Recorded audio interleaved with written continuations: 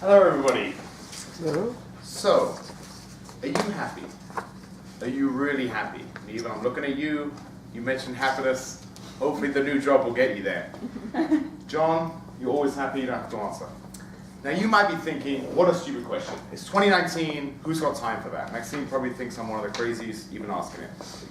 But if you take it to its logical conclusion, then every billionaire on his deathbed would be happy, right? He's a huge success, all this money, can do whatever he wants. He knows he's lived a life well lived because he has this enormous financial success. Obviously, I'm being somewhat facetious. You know, no dying man wished he had more money. Everyone wished they had more time, they wished they had more health, and maybe they wished they had a bit more happiness in their life. Happiness, so wealth is not the ultimate currency. I would say if we're going to look at what is the ultimate currency of life, then it's happiness. Happiness is the ultimate currency. John Lennon said it best. He said, when I was 5 years old, my mother told me happiness was the key to life. Later on in school, he had an assignment. The teacher asked everyone to write down what they want to be when they grow up. And he wrote down, I want to be happy. When he handed in the assignment, the teacher said, no, you didn't understand the assignment. And he said, no, you don't understand life. And I love that. It really sums it up. So, now we've all agreed that happiness is so important. How do we achieve it? Well, firstly, forget about all the things you want. Now, you might be thinking, what the hell are we talking about? But bear with me.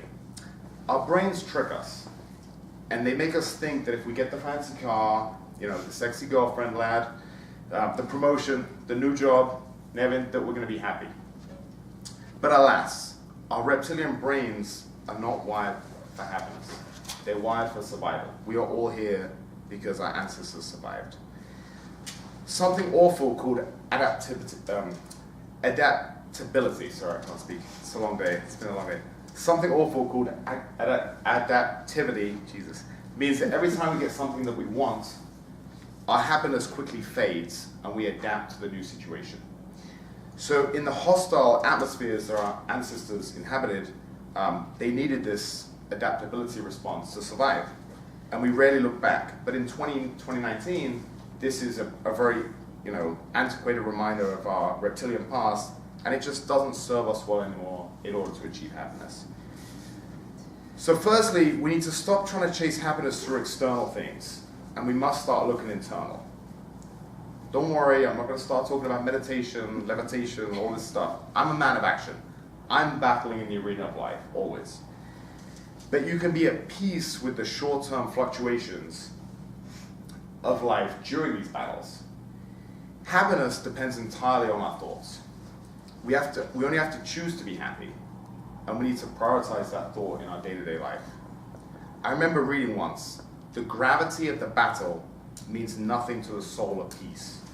And I love that, because that sums up what I'm trying to say. We can be in the heat of battle, whether physical, mental, emotional, spiritual, and we are free to choose our own thoughts. It's a very refreshing reminder. Secondly, we need to reframe our thoughts in a certain way. For example, remember the sheer improbability of life.